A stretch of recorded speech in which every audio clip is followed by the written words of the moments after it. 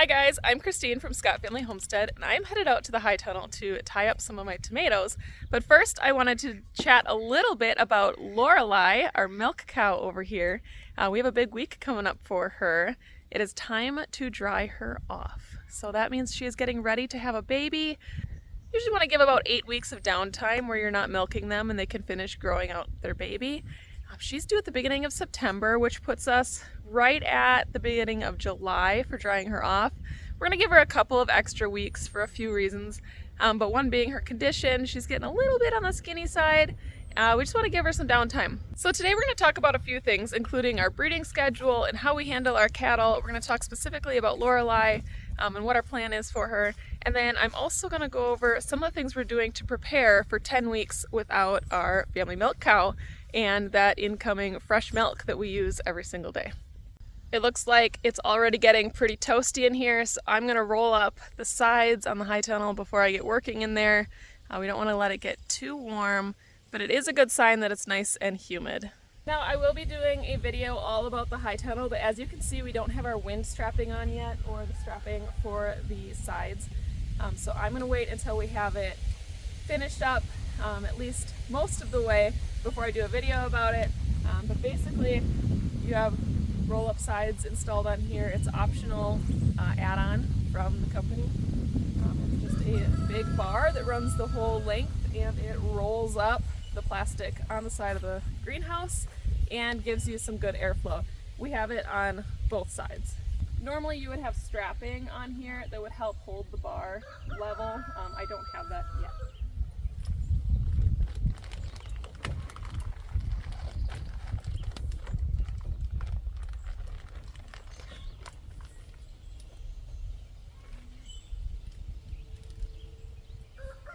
This here holds it up, and now it'll be open for the day. While I'm over on this side of the high tunnel, I'll show you our bull, because he's hanging out over here today. So last year in August, we invested in a Highland bull. He was just shy of 2 years old, I believe, so he's going to be coming up on 3 years. He is very docile and friendly, but we don't mess around with bulls. We generally do not go in with him.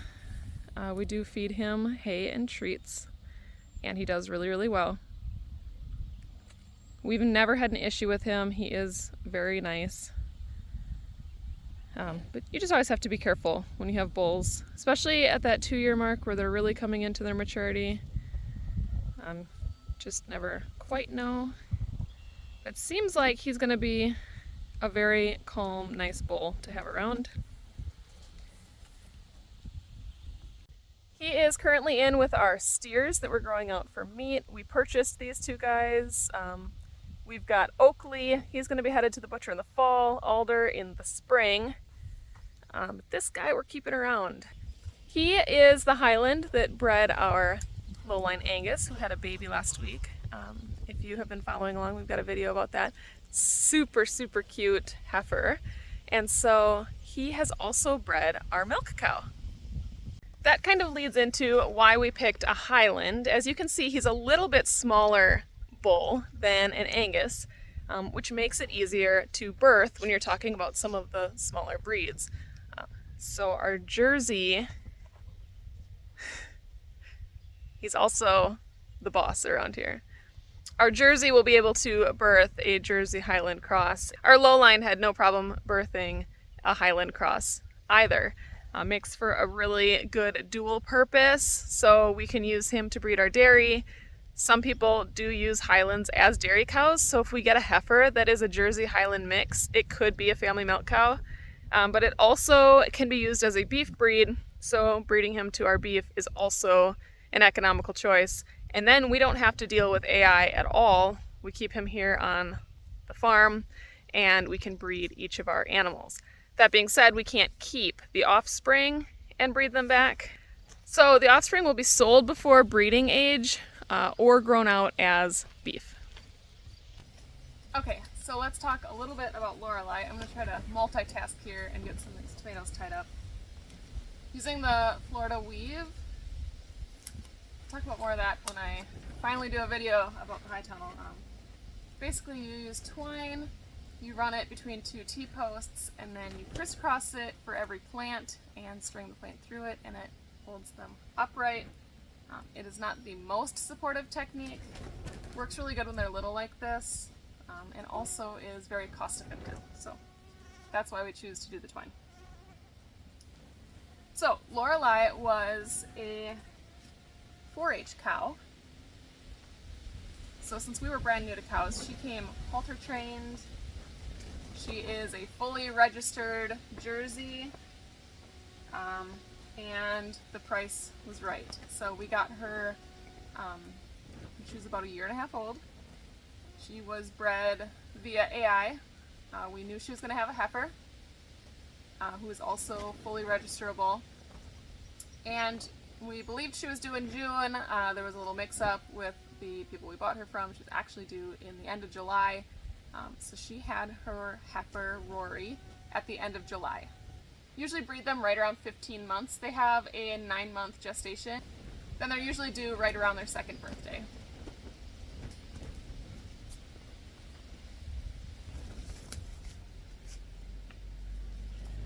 We don't know Lorelei's exact birth dates, so we don't know how close to 2 years old she was when she gave birth. But we do know this summer she is turning 3. And then the normal practice would be to breed her back at about 3 months after she has her calf, and that way they will give birth every year around the same time. We did not put her in with the bull that early, so she's going to get an extra couple months in between. We did see her go into heat at the end of November, so we know approximately when she's due. She did not come into heat after that again, and so we fully assume that she is bred by the Highland Bull.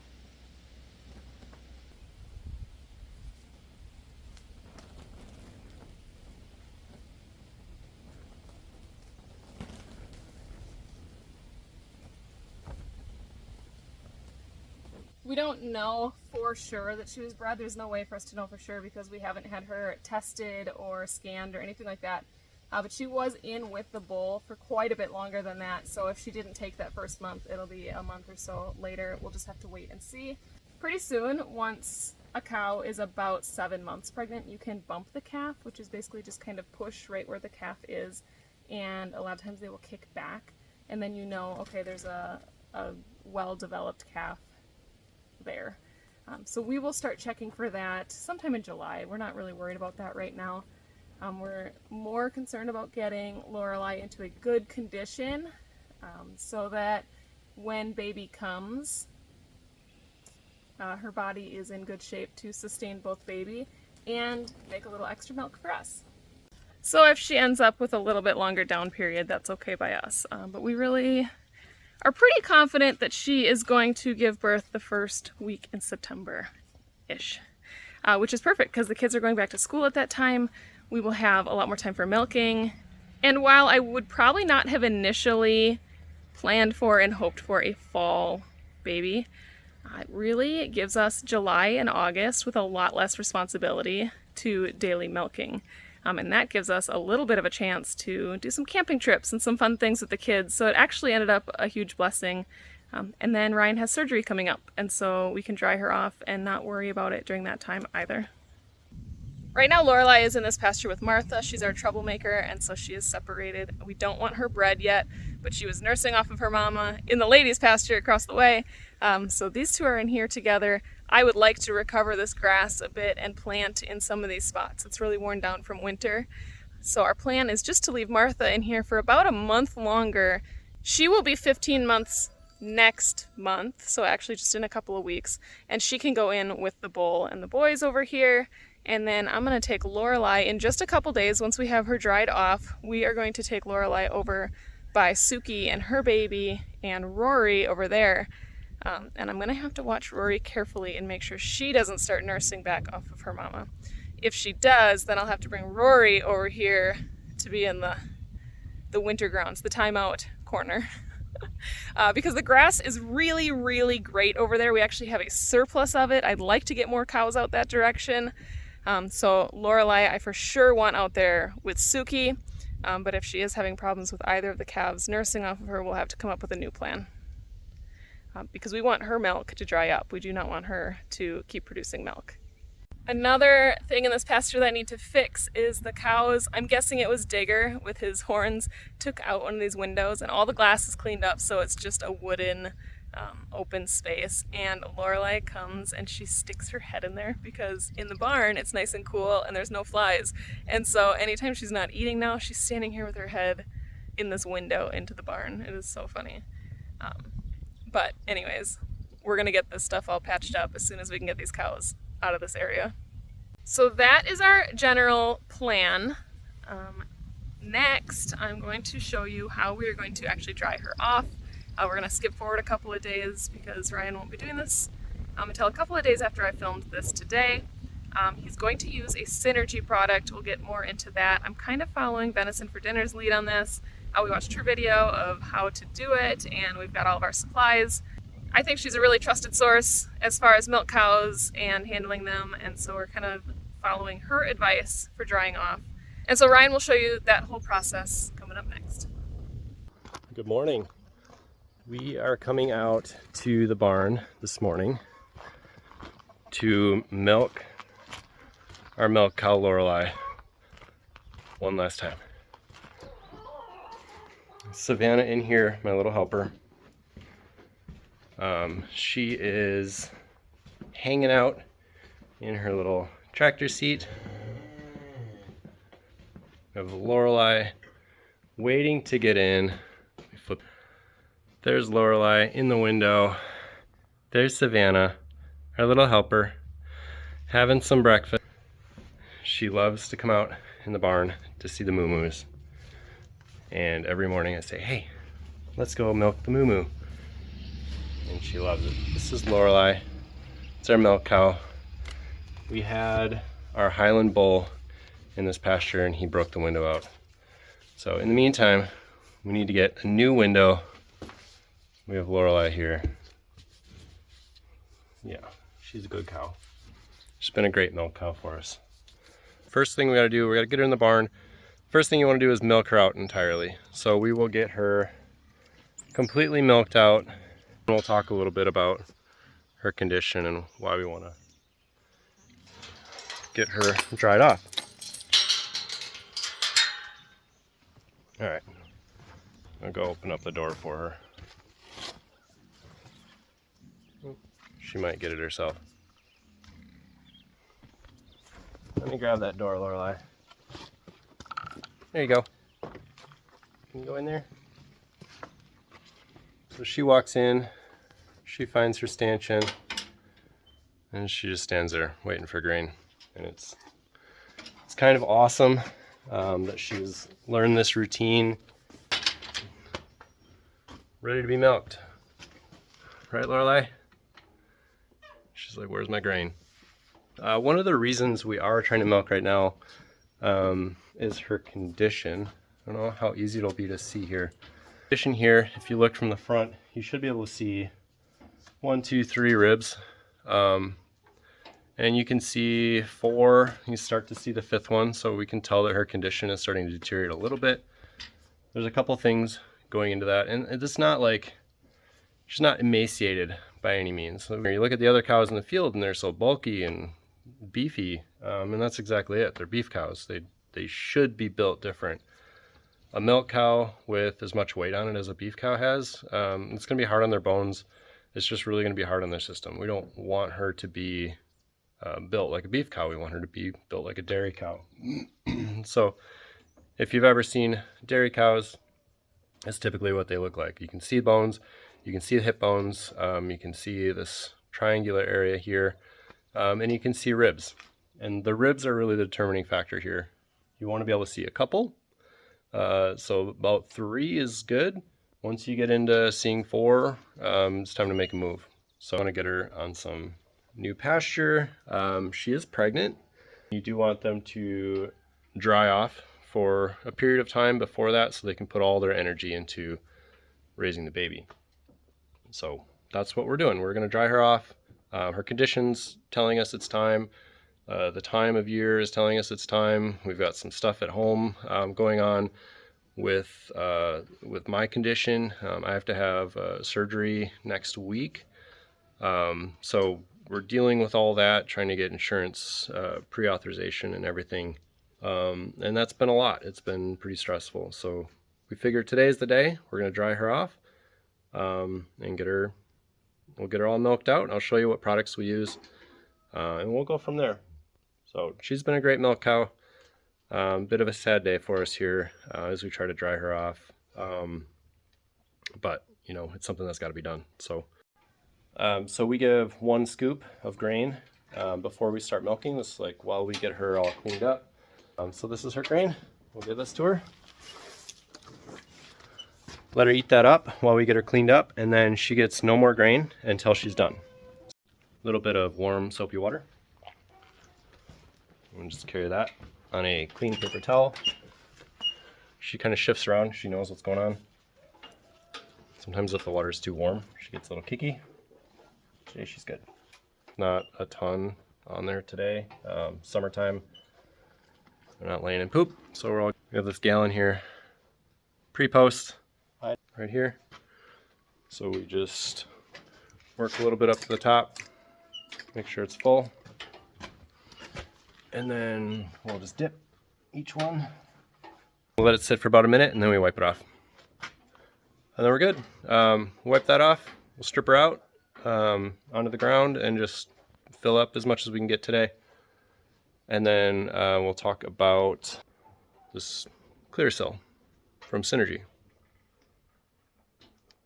I got these teat cannulas from a local hardware store. So we're going to use those. We're going to put that Synergy solution medication up there, which is really, I'll read the ingredients list to you. It's pretty tame stuff. It's basically oils with a bunch of essential oils and herbs and things like that. She hasn't had mastitis. She hasn't had any issues like that, or issues that we need to be concerned about. So we don't have to do a dual dose. In this case, we're just going to give 15 milliliters per teat. That'll be it. Then we won't have to milk, periodically or try to graduate her off of it in any way. Just give that medication, and then you're done. A lot of people, if you talk to them, they'll just stop milking, and like whatever happens. They're just going to stop, udder fills up, signals to the body it doesn't need to make any more milk. Some people will graduate them off or gradually reduce the amount of milking time. So you could do, like, if you're milking once a day like we are, you would do like maybe 32 hours. And basically slowly stop milking. But we aren't going to do it that way either. We kind of wanted a method that would allow us to stop milking when we needed to and move on from there. So I think this is a good solution. We've seen it work for other people, so that's a solution that we're going to go with today too. Lorelai's been pretty good. This is the first time she's been milked. She was pretty wild early on. I wouldn't say wild, I guess. She kicked a little bit and she moved around a little bit. Eventually she settled in and she's been kind of awesome since then. She stopped pooping in the barn, stopped peeing in the barn while we were milking. We always had to pay attention to that. She kind of just got used to the routine. We then also pulled feeding her during feeding so that she gets fed afterwards. And it was about 3 days where she was pretty upset that we had pulled the feed. And then after that, she settled right in. She eats her little 3/4 scoop or whatever it is when we first get started, and get her cleaned up and get her going. And then she'll kind of just stand here, settles in, her back feet come back a little bit, her head just kind of hangs there like she's nearly asleep while we finish up milking. So this has been great. When we're all done here, she starts looking for the grain. We'll walk her out, and she goes out to the pasture with a bucket full of grain. Very rarely does she poop in the barn. She does not pee in the barn anymore. Those are all early milking heifer traits that are just like her showing that she's irritated with being in the barn and You just have to be persistent with her. Her back teats are very small, so it kind of requires you to change things up a little bit, how you're hanging on, how you're putting pressure on the milk, and they hold a lot of milk. So it takes a long time to get it all milked out. That's a good cow. She's a good milk cow. She's a good milk cow. Say thank you, Lorelai. Thank you for all the milk. Alright, so I have this medicine, this clear cell gel, and it says ingredients on this are organic sunflower oil, sage oil, rose oil, thyme oil, fennel oil, oregano oil, eucalyptus oil, lemongrass oil, grapefruit oil, and lavender oil. That's all that's in here. It's just that mix of oils. You can inject that. It says 10 to 15 milliliters per quarter after the last milking before the dry off. So that's today. It does say shake well on this. If you have a dry cow with a problem like mastitis or some other issue, you strip out the quarter. So you can do this like per teat. If you have one teat that has had an issue, you strip that quarter out and use 10 milliliters, and then you wait 2 days and strip that quarter out again, and then use 15. From there, you let the cow dry off. Lorelai has had no problems milking for us, so we're going to use the 10 to 15. We'll probably just use 15 per quarter, and we'll just let her dry off from there. So should be easy enough. The tricky part, though, is that this plastic needle, which is called a teat cannula, that we got at the hardware store, has to go in the orifice of their teat. I have heard that they don't care when it goes up there, but I can't help but think of how painful that might be. Apparently it's not, but in any case, we're gonna go for it. Take teat cannula upside down all the way up to 15 milliliters.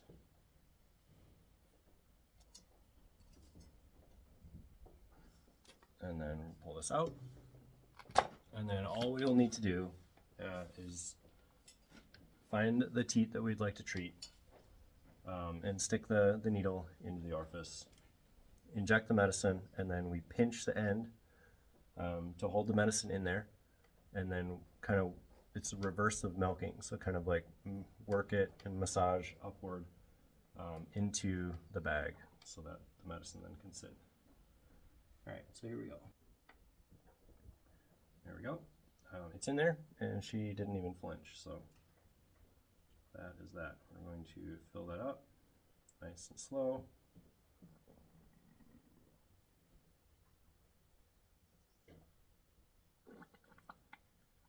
Pull that out and pinch, and then we're just kind of like massage a little bit in the opposite direction. You need 2 hands for this.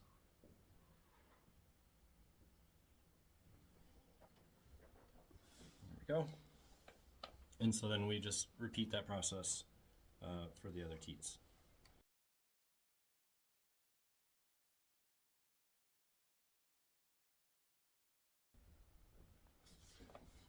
There we go.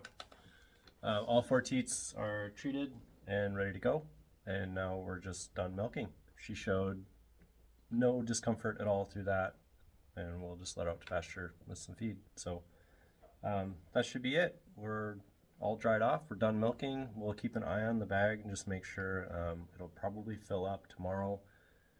It'll stay full for a little bit, and then we should see it drying off. So what we're going to do is put her out into this pasture behind the barn. We're going to clean the trees out that Christine had cut down back there, clean those out, get her out there, eating that good fresh grass, and then after a few days we'll get her out to pasture with Suki and baby, and we'll go from there. So there we go. That's how we dried off her cow. I highly recommend the Synergy products just as a preventative step to make sure that the cow is in as little discomfort as possible through this process. I've only got a precious few gallons of milk left since we're completely done milking, and so I'm going to show you what I have been doing to get prepared for this dry off period. First thing, this is just a fraction of the ice cream and froyo that we have put up into the freezer. We've tried a bunch of different flavors. The kids really like the maple and vanilla ice cream. We've also done s'more ice cream, and this is a berry froyo. So that's been really fun, and I'll probably make 2 more batches of ice cream with the milk that we have left. They make about 2 quarts per batch. I've got kind of a bigger ice cream maker. I've also been making a ton of yogurt. The kids drink smoothies several times a week. I'll make another gallon of yogurt from the skimmed milk, and that will make 4 quarts. I use these Reditainers, both the pint size and the quart size. They are great for the freezer, and I can link them, my Amazon link. And then I've been making butter and putting them aside. So I have this, which makes sticks of butter, and you just pop them out of here, and it has the tablespoon markings on them. I wrap these individually, and I have a big gallon-sized bag of sticks of butter. And then I've been working on getting these little cubes. I've been using this We Sprout baby container. Again, it's silicone, so you just pop them out of here. I fill them about 2/3 full. It makes a 2 tablespoon sized cup. Pop them right out of here. I'm just throwing these into a gallon-sized bag, but this is perfect for sauteing, or if you just need a couple of tablespoons for something. And so those are all going into the freezer. This will not last us the entire time that she's dried off, because we will have about 10 weeks. And then the early days of milking, you get colostrum. But this will get us by for a little while. We just put a new gallon in our drink dispenser that the kids use for drinking milk and for cereal. And that will only last us a few days, and then we will be needing to start buying milk from the store. So most of our dairy products we've got covered for a good while. But for drinking milk, we will need to be heading to the store to get that. And I think we're going to be really, really grateful when Lorelai is back in milk. So thank you for joining us today. If you haven't already, please subscribe. Hit the little bell so you get notifications when we post new videos. We really appreciate that. It really helps our channel. We are all about growing our own food and helping you get started and showing you how to utilize that food as you get going. And we're so happy that you are here and you have joined us. Thank you so much for watching, and I'll catch you on the next one. Bye, guys.